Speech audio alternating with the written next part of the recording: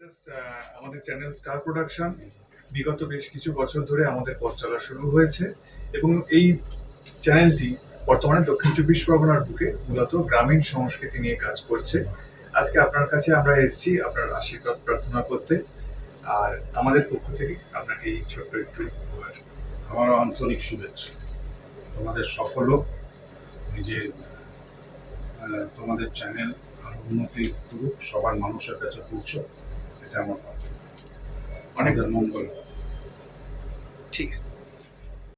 নমস্কার, আপনারা দেখছেন স্টার প্রোডাকশন, আপনাদের ঘরের চ্যানেল, পছন্দের চ্যানেল এবং দক্ষিণ চব্বিশ পরগনার বুকে সাংস্কৃতিক যারা কাজকর্ম করে চলেছে তাদের মধ্যে আপনাদের একেবারে বাড়ির উঠোনের চ্যানেল বলতে গেলে স্টার প্রোডাকশন। আজকে আমাদের এক অন্যতম উজ্জ্বল দিন বলা যেতে পারে, কারণ সাংস্কৃতিক আঙিনায় আমাদের সমগ্র পশ্চিমবঙ্গ তথা বহির্বিশ্বের যেসব বাঙালিরা আছেন, যাদের নিয়ে আমরা গর্বিত হই বারে বারে, তেমনই এক ব্যক্তিত্বের সান্নিধ্য আমরা লাভ করতে পেরেছি আজকে। আমাদের শ্রদ্ধেয় পরিচালক তথা স্বনামধন্য অভিনেতা মাননীয় রাজা সেন, আপনাকে স্বাগত স্টার প্রোডাকশনে। তোমাদের সবাইকে আমার শুভেচ্ছা।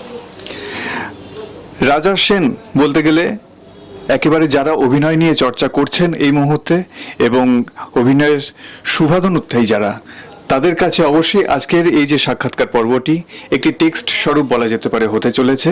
এবং এই সাক্ষাৎকার পর্বটিকে আমরা মোটামুটিভাবে 3টি থেকে 4টি ভাগে বিভক্ত করব।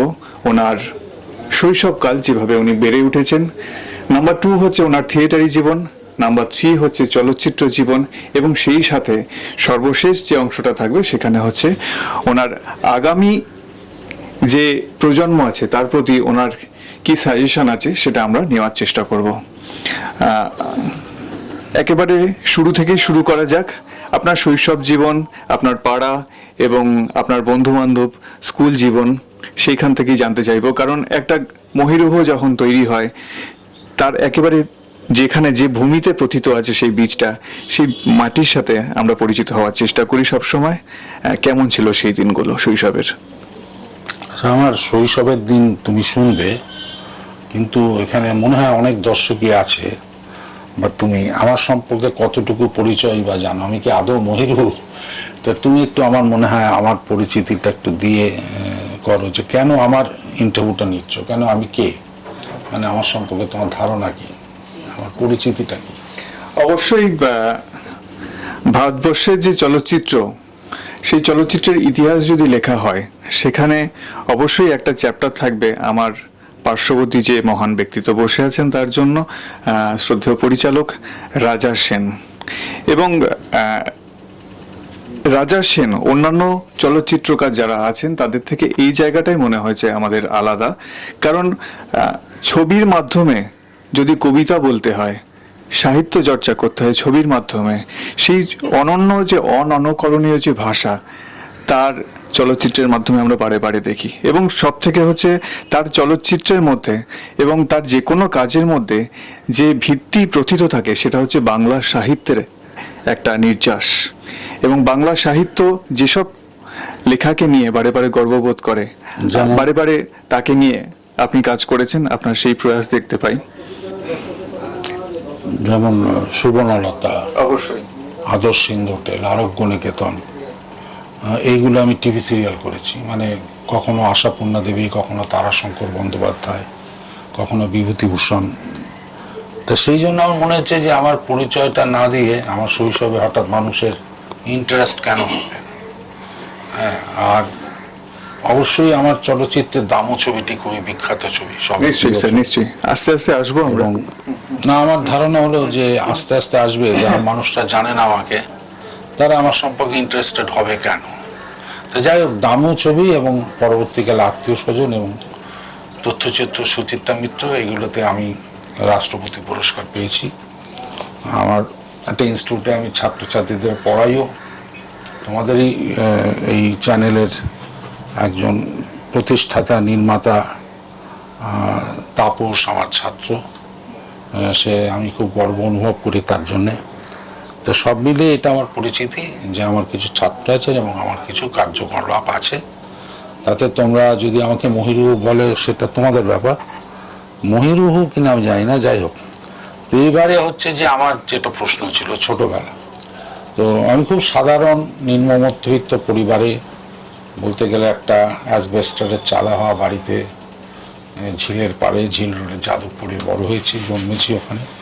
সাধারণ স্কুলে, অবৈতনিক সরকারি স্কুলে পড়েছি, সেখান থেকে হায়ার সেকেন্ডারি পাশ করেছি, তারপরে আশুতোষ কলেজে গ্র্যাজুয়েশন করেছি। গ্র্যাজুয়েশন করে আমি মোটামুটি থিয়েটার জীবনটা শুরু করি পাড়াতেই, কলেজে। এবং তার পরবর্তীকালে কলেজে পাশ করেই আমি একটা বিরাট মানুষের সম্মুখীন হই, সেটা হচ্ছে থিয়েটারের অজিতেশ বন্দ্যোপাধ্যায়। একদমই স্যার। এবং অজিতেশ বাবুর সঙ্গে আমি থিয়েটার করার সুযোগ হয়। সেই সূত্রে আমি আস্তে আস্তে জ্ঞানেশ মুখার্জি, অবশ্যই যোচন দস্তিদার এবং সর্বোপরি মোহিত চট্টোপাধ্যায়ের সংস্পর্শে আসি। এবং মোহিত চট্টোপাধ্যায়ের সংস্পর্শে থাকতে থাকতেই থিয়েটার থেকে চলচ্চিত্রে আমার পদার্পণ। তার একটা ছবি মেঘের খেলা, ছোটদের নিয়ে একটা দারুণ ছবি করেছিলেন। মোহিত চট্টোপাধ্যায় শুধু নাটক লেখেন না, অপূর্ব চিত্রনাট্য রচনা করেন, যেটা মৃণাল সেনের সঙ্গে উনি কাজ করতেন। সেই সুবাদে ওনার যে নতুন ছবি মেঘের খেলা, ছবি খুব কমই করেছেন যদিও, মেঘের খেলা ছবিতে আমি সহকারী বা অবজারভার ছিলাম, সেই থেকে চলচ্চিত্র নির্মাণটা শিক্ষা করেছি। এছাড়া থিয়েটারে হোল টাইম আর অজিতেশ বাবুর সঙ্গে থাকার পরে পরবর্তীকালে আমার সুযোগ হয়, সৌভাগ্য হয় সৌম্য মিত্রের সঙ্গে গালিলিওর জীবনে অভিনয় করার। কিন্তু থিয়েটারে আমি পেশাদারি বা ফুল টাইমার হয়েও যেহেতু সংসার নির্বাহ করা যায় না, সেই জন্য আমি চলচ্চিত্রে সহকারী পরিচালক হিসেবে কাজ শুরু করি। সেক্ষেত্রেও আমার সৌভাগ্য কাজ করে, আমি মৃণাল সেনের সঙ্গে কিছু ছোট্ট চরিত্রে অভিনয়, তৎসহ তার পুরো প্রোডাকশানে আমি ছিলাম।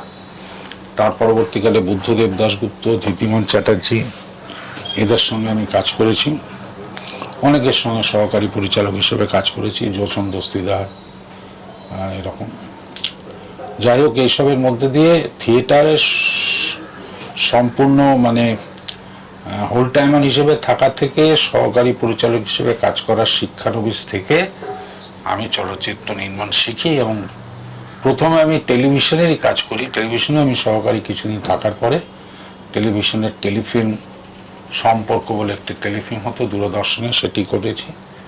পরবর্তীকালে সিরিয়াল সুবর্ণলতা, আদর্শ ইন্দু হোটেল, আরোগ্য নিকেতন, দেশ আমার দেশ, যেগুলো খুবই জনপ্রিয় এবং পুরস্কৃত হয় একেবারেই।